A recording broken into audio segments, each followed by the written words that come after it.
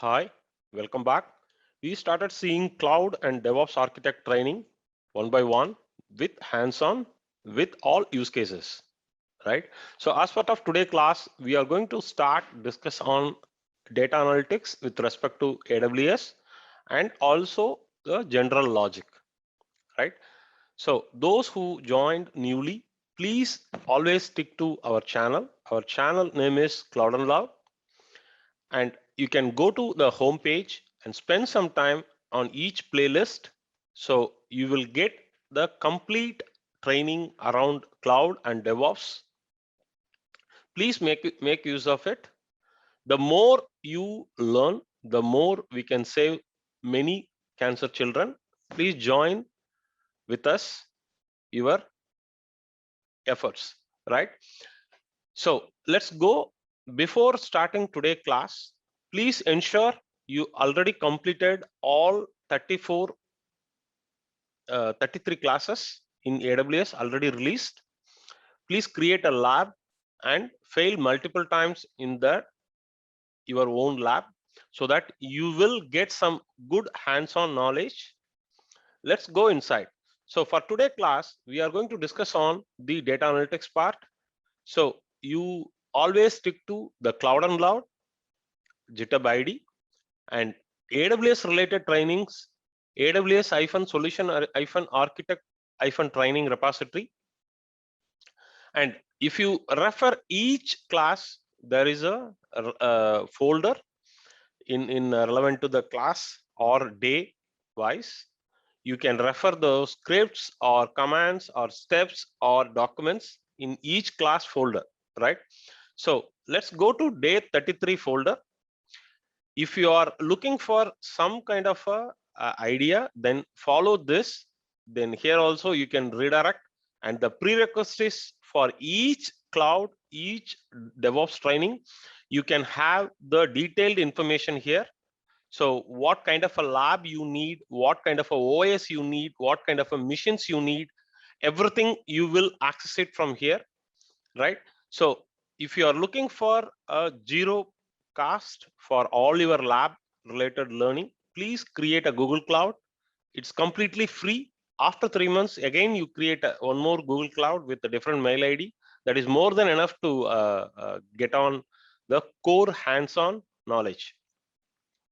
Okay, so for today class, day 34, right? So there is a data analytics notepad. So open that file. What is data analytics? So everywhere started talking about data, right? So data means it's about employee information or any information which stored in a CSV file or any related information, right?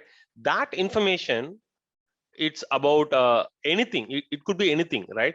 So that information during analysis as per the deliverable need, right? So that analysis, previously it is going to be very complex and more time taking, and of course we cannot get through more detail what we expect, right? Nowadays there are a huge number of tools started upcoming in the market.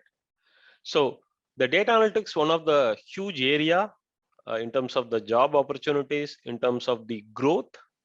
So data analyst, normally they will take the data, analyze the raw data, and it will create the graphs, so that while seeing the graph, instead of seeing a 100-page or 1,000-page report, if I see a single graph, I can get what I need, right? So data analytics is more related to analyzing the data as per the need, right?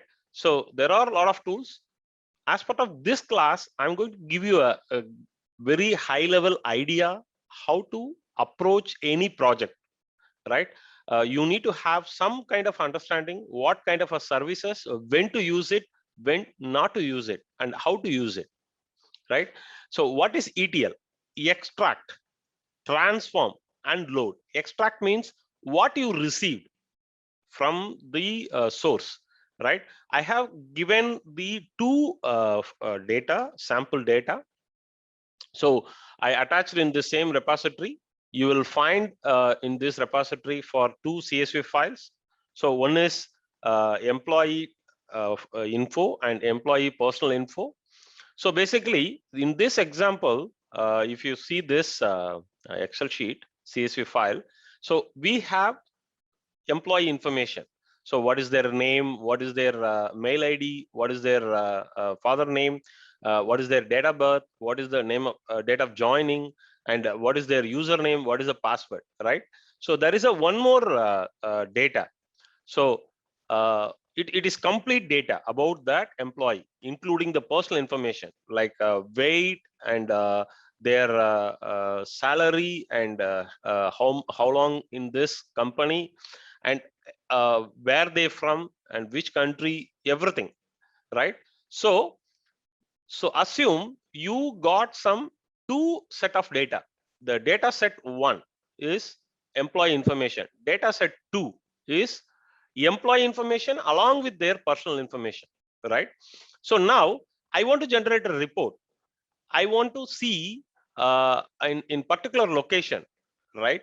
How many people are living. So I need to get some calculation or get some statistics, right?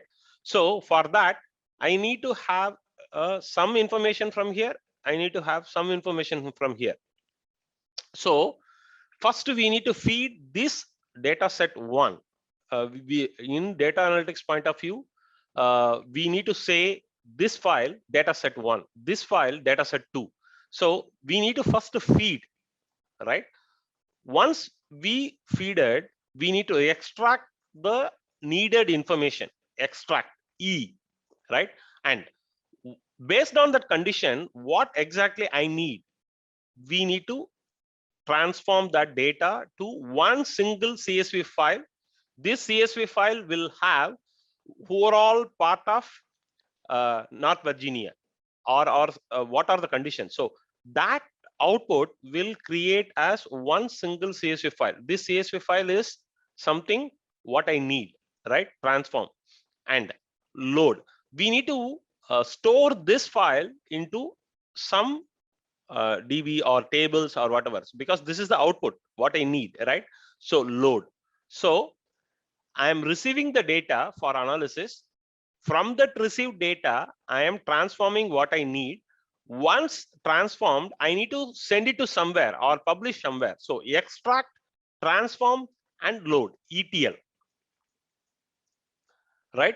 So this is how people are also really getting confused. Data set. Data set means is a very simple information about you, or information about multiple people, or information about a city, information about each state, anything.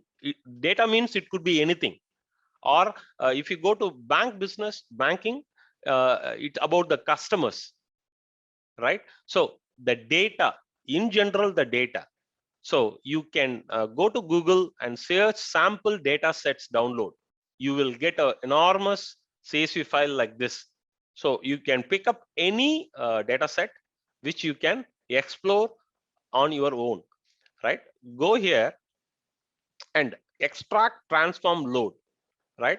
I am getting something and I want maybe 2 or 3 data set. From that received 2 to 3 data sets, I want to analyze as part of the transform.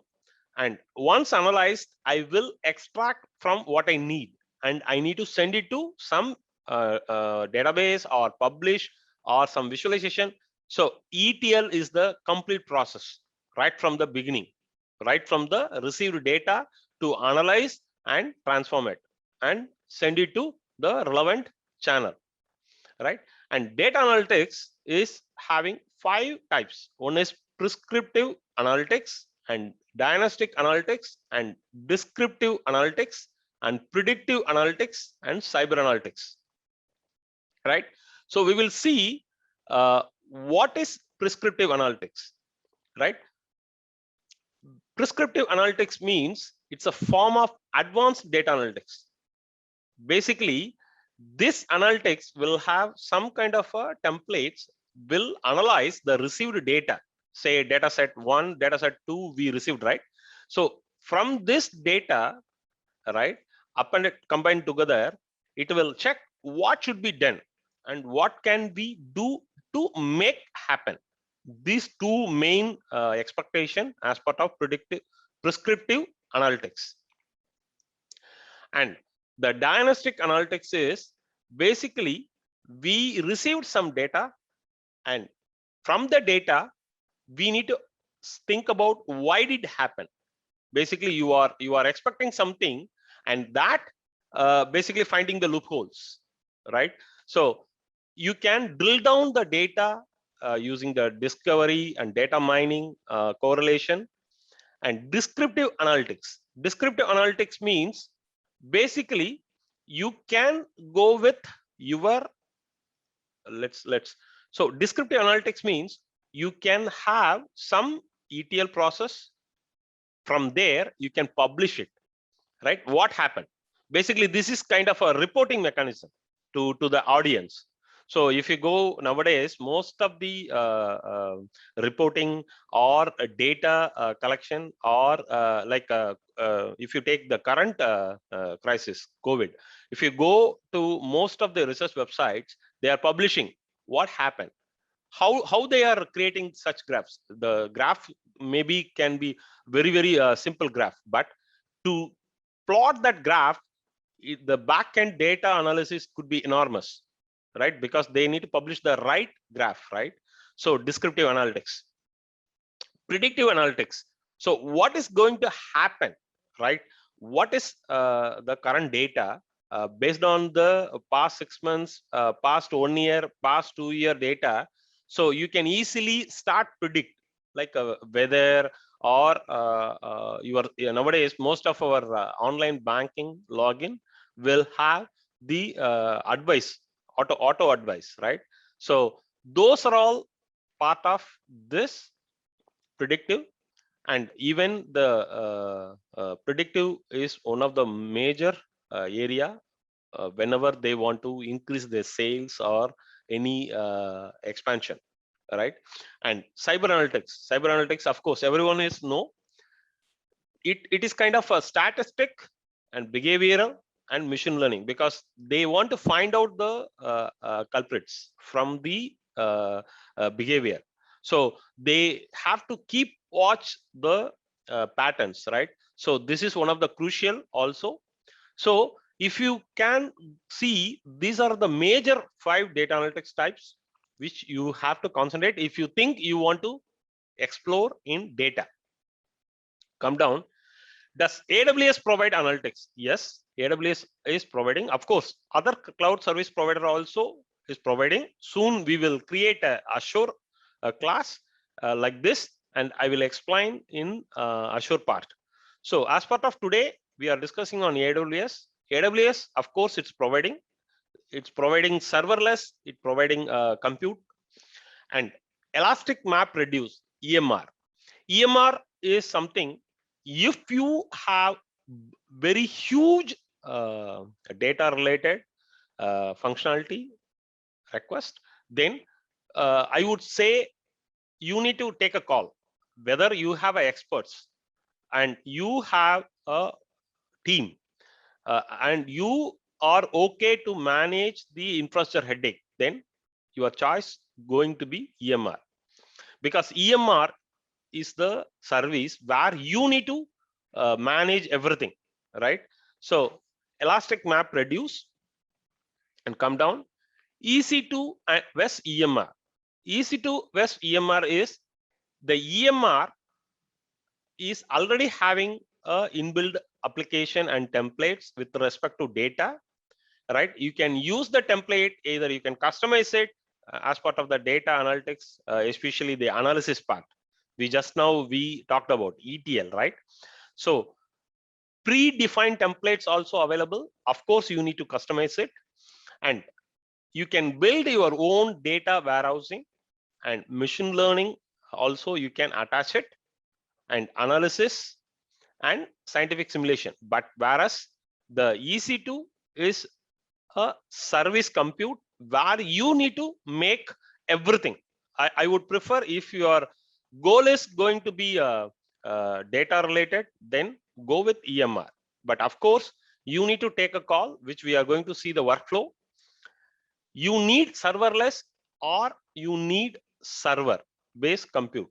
If your decision is server based, then you have to make sure a couple of important parameters. I created a very simple workflow. We'll see it shortly. What is the difference between AWS Glue and EMR? So most of the time, people are getting into a situation where, do I need to go to a serverless or do I need to go to server based? So serverless, what is your end delivery? Server based, what is your end delivery? And especially this decision, you need to take what is the volume you are going to process. If your volume is going to be enormous, right, then you need to rethink on serverless, because serverless is kind of it's a very expensive. Say for example, I am taking one machine. Okay, I have an expert who is already working in my organization, so I'm allocating this task to him to manage the entire infrastructure. So he is building the entire infrastructure, and per hour I'm paying this cost. I'm talking about EMR, right? Per hour, say $100. I'm giving a very rough estimation, but not really. So $100. So in $100, I am able to process, say, 1 million requests. 1 million requests. So even if I get another 2 million requests, still I'm going to pay this cost, right? But whereas serverless, it's a request basis. How much request I'm getting processed? There are a couple of bundle. So if you go with that, 1 million plus 2 million, sudden spike also you will get charged. So you need to really revisit this decision based on your architecture expectation, right? Let's clear this. And when should I use EMR? Just now I explained in a high level. So if you go with cluster 24/7, or your volume is really huge, and when elasticity is important, right, and when cost is more important, right, until few hundred terabytes and even petabytes. And this is what I mainly just now explained. If you really think on huge volumes, then most of the time the serverless you need to really revisit along with all your stakeholders. So when you want to separate compute, this is also one of the major tasks, because some of the projects, due to their governance, this is also one of the parameter while deciding you need to consider it. And is EMR is better than Glue? See, AWS Glue is really flexible because everything is a managed service, right? But EMR is you have to manage everything, right? So if you have a flexible requirements and you need to scale up and down, AWS Glue, which is serverless. But AWS EMR, you have to manage everything. And is AWS EMR is serverless? No, it's not serverless, right? Serverless is a Glue. EMR is not serverless. And AWS Glue is serverless data integration. It's complete ETL, extract, transform, load, you can able to achieve through AWS Glue. And what is AWS Glue good for? AWS Glue can organize and clean, validate, format data. This is what, as part of ETL process, once you receive the data set, you need to first store the received data. This is how the process starts. You receive the data, first put it in your one folder, and once you stored in the folder, take that data, analyze it, and maybe you received 3 data sets. So you first store those 3 data set. That is the first process. Okay, once stored, take that three data sets, maybe 3 CSV files, and analyze it. This is a second process. During the analysis, you need to store valid data and invalid data, right? And this is the third process. And once you stored valid data, right, then you need to start analyze it, right? During analysis, you are applying some condition. From this 100 million records, I need only records where this condition is matching. So store again one more folder. This is the actual expected data. From here, you can take this and store it into the DB, okay, based on your requirement, right? DynamoDB or which database, it depends, right? Which we will discuss on the workflow.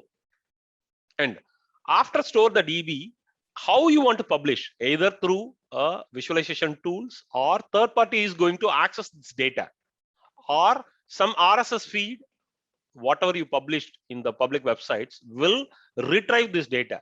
So how you are going to expose this data to end user? So these are all you need to consider if you are going with data analytics, right? So let's clear this, come down.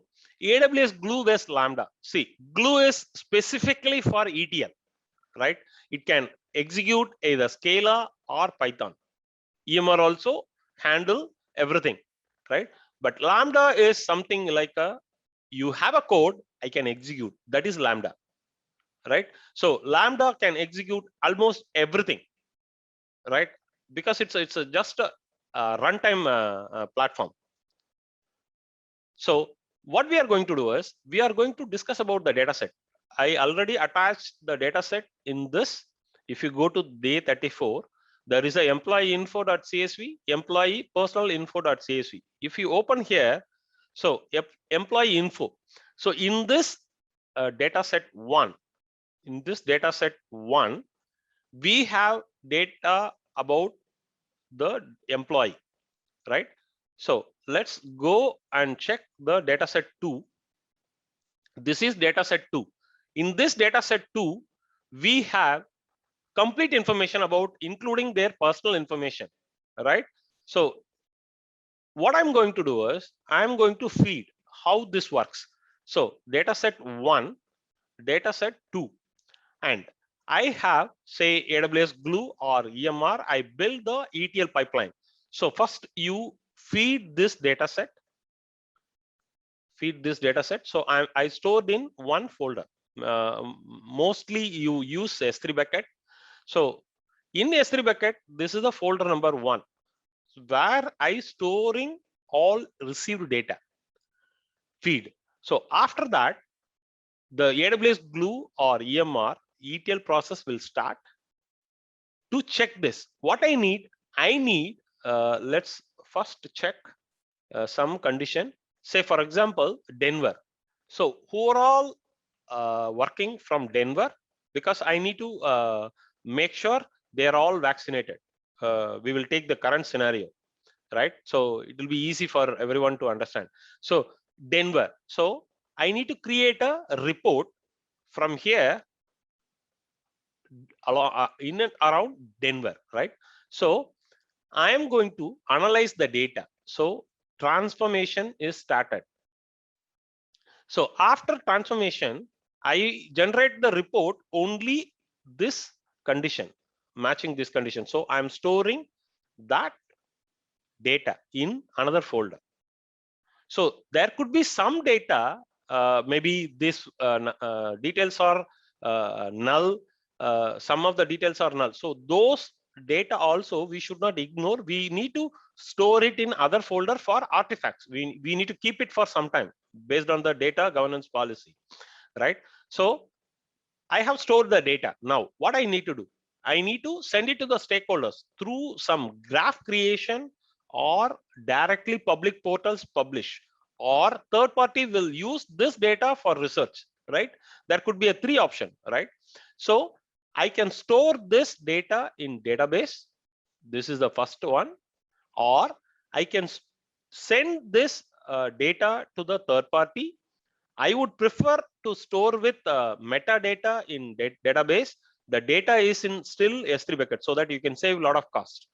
So the third party is somewhere sitting different side where they can query this database via the private backbone, or you can publish in one of the portal, direct open data set after remove the sensitive information, right? So even the internal other projects, internal other organization inside the same company want to research this. So you can directly go to the database and retrieve along with the, because database is the metadata. So metadata knows where the data is there. So automatically query whenever required. Or there is a RSS feed. If you go to most of the public portals, they have RSS feed where you will get latest information. So this RSS feed, you will have to create a API gateway here. So API gateway using Lambda, you can connect the necessary table. This also one of the way to send the data back to the end user for their reference. Or you stored in the database. Now visualization tools like Qlik, Power BI, or Tableau. So this also one of the possibility way. So see, there is a huge way of exploration, but people has to understand what is meant by ETL, extract, transform, load. Load is the last how you are serving to the end user, because you need to facilitate. So if you take in this scenario, the data set 1, data set 2, right? This is one set of data. This is another set of data. What exactly you are going to do? Either you need to compare it and remove the duplicates, and you need to create this report only what is required, not all columns, right? So this is going to be X, this is going to be Y, right? So this full data, sometimes this only few data. So this combination you need to always keep. The reason I'm explaining is we are going to discuss on the workflow, which you will understand very clearly. I hope everyone have some kind of a high level knowledge. Please stay tuned. We will come up with more hands-on, more theoretical concept in easy workflows. If you have any scenario or use case, please feel free to submit in the each class video. I will create a necessary documentation and I will explain you. Stay tuned. In the next class, we are going to discuss on the workflow. Thanks, everyone.